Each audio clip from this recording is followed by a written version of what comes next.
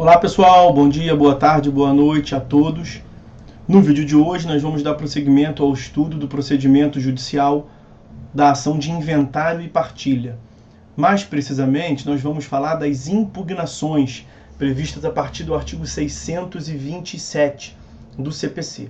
Como os senhores sabem, nós estamos tratando do módulo dos procedimentos especiais, falamos sobre a teoria geral dos procedimentos especiais, já analisamos diversos procedimentos especiais detidamente, e agora estamos tratando do inventário e partilha. No inventário e partilha mesmo, nós já apresentamos diversos vídeos, diversas considerações a seu respeito, estamos vendo os atos que se sucedem no procedimento, vimos nos últimos vídeos, as primeiras declarações apresentadas pelo inventariante, as citações e intimações de alguns sujeitos processuais. Chega o momento agora de falarmos das impugnações. As impugnações, como eu lhes disse, estão previstas no artigo 627. Sua redação é no seguinte sentido: concluídas as citações, que nós falamos no último vídeo, abre-se à vista as partes em cartório e pelo prazo comum de 15 dias para que se manifestem sobre as primeiras declarações, incumbindo as partes, e vai trazer as principais alegações. Quero lembrar aos senhores que as citações nós tratamos no vídeo anterior e estão dispostas no artigo 626. Após as primeiras declarações, o juiz manda citar o cônjuge ou companheiro, os herdeiros e os legatários, bem como intimar a Fazenda Pública, Ministério Público, testamenteiro, se for o caso. Vimos que as citações são preferencialmente pelo correio, nos termos do artigo 247, do parágrafo 1º do 626, mas você vai deixar fora disso o herdeiro incapaz. O herdeiro incapaz precisará ser citado por oficial de justiça e vai demandar a necessidade de intimação do Ministério Público para a tutela dos seus interesses. Além disso, publica-se edital na forma do artigo 259, inciso 3º, para fins de dar ciência a eventuais interessados, especialmente os credores do espólio, que sejam até então desconhecidos. Superada a citação, nós estamos vendo no 627, então falamos sobre a citação no vídeo passado e fizemos uma breve recordação agora, mas concluídas as citações, as partes da demanda. Quais são as partes da demanda? Cônjuge ou companheiro, herdeiros e os legatários. Esses são citados, logo fórmula de consórcio necessário, e são parte da demanda. Então, esses sujeitos terão prazo comum de 15 dias, um prazo que corre em cartório. Os autos não saem de cartório, porque o prazo é comum, eles terão vista, portanto, do inventário em cartório, pelo prazo comum de 15 dias. Agora, com o processo eletrônico, se espraiando e dominando a imensa maioria do território nacional, perde um pouco o sentido essa ideia de vista em cartório, né? Mas o prazo é comum de 15 dias. Nesse prazo comum de 15 dias, eles poderão impugnar, se manifestar no sentido de impugnar o que consta das primeiras declarações. E aqui, num rol exemplificativo, não é que só possa alegar isso, mas na imensa maioria dos casos é isso que se trata lá nas impugnações. Claro que o impugnante, seja ele qual for, pode tratar a respeito de uma nulidade procedimental, falta de citação, enfim. Mas, do ponto de vista material, as principais questões a serem trazidas são essas aí.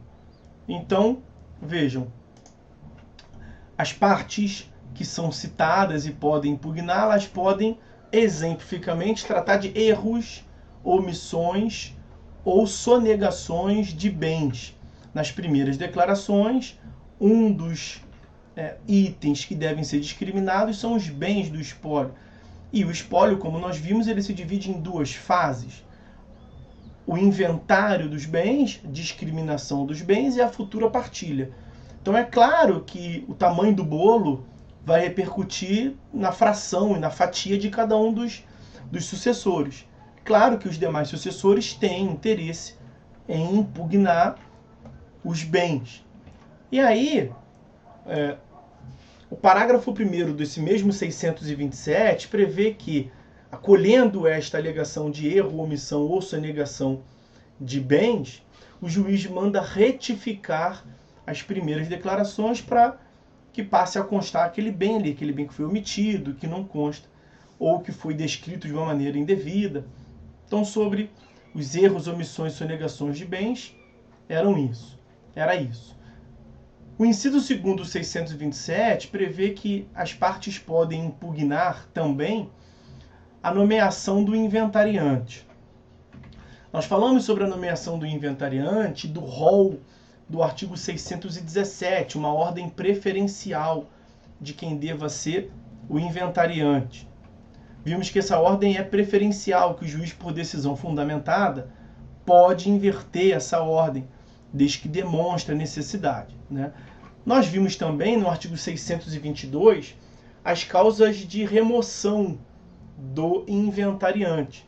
Em geral, nesse início, o que vai justificar o pedido de retirada do inventariante é ou a inobservância desse rol do 617 ou algum erro muito grave nas primeiras declarações que demonstra ali a inaptidão do inventariante, ok?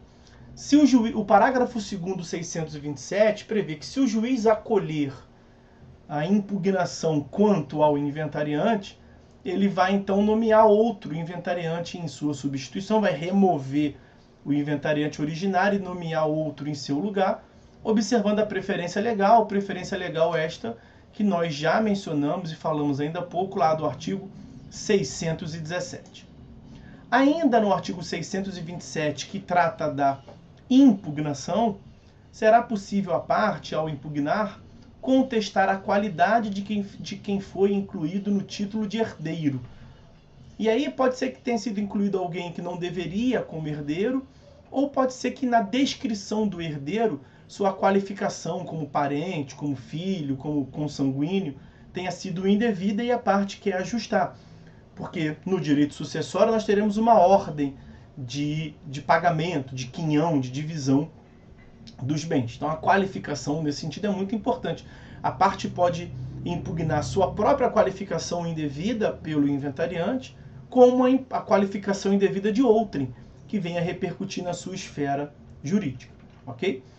O parágrafo 3º do 627 prevê que se nessa alegação, se nessa impugnação quanto à qualidade do herdeiro, se for necessário outro tipo de prova que não a prova documental, e nós vimos que no procedimento de inventário e partilha há uma restrição cognitiva no plano vertical, só se admite a princípio prova documental.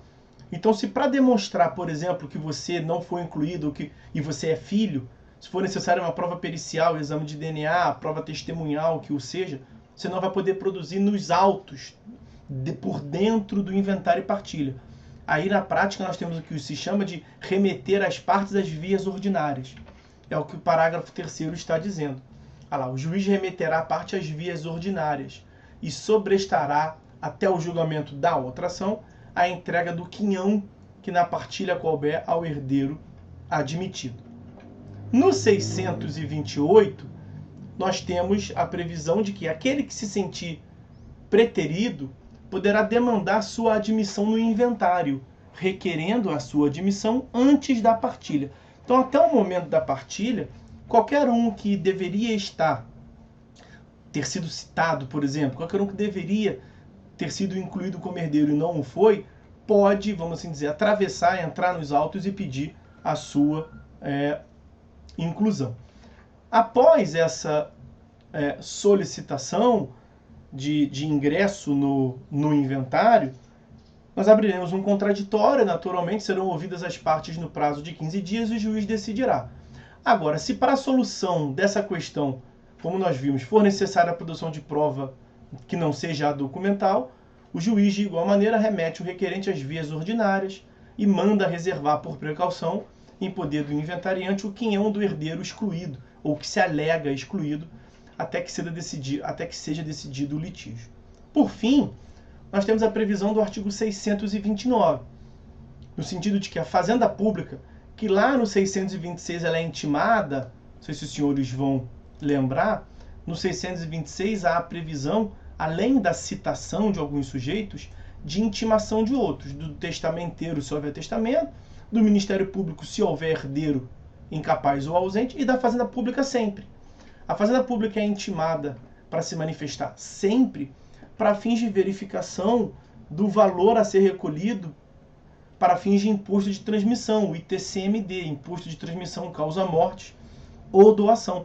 Então toda transmissão patrimonial por via do inventário e partilha vai ter que pagar o ITCMD, que é de interesse da Fazenda. Por isso que ela é intimada.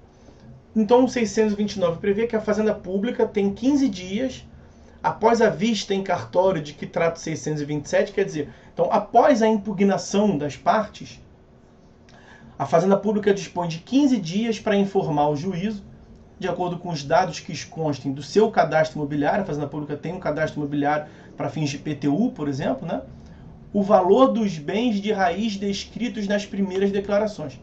Assim, é verdade que o IPTU ele é de interesse da Fazenda Municipal e o TCMD é de interesse da Fazenda Estadual, mas eles se comunicam, né?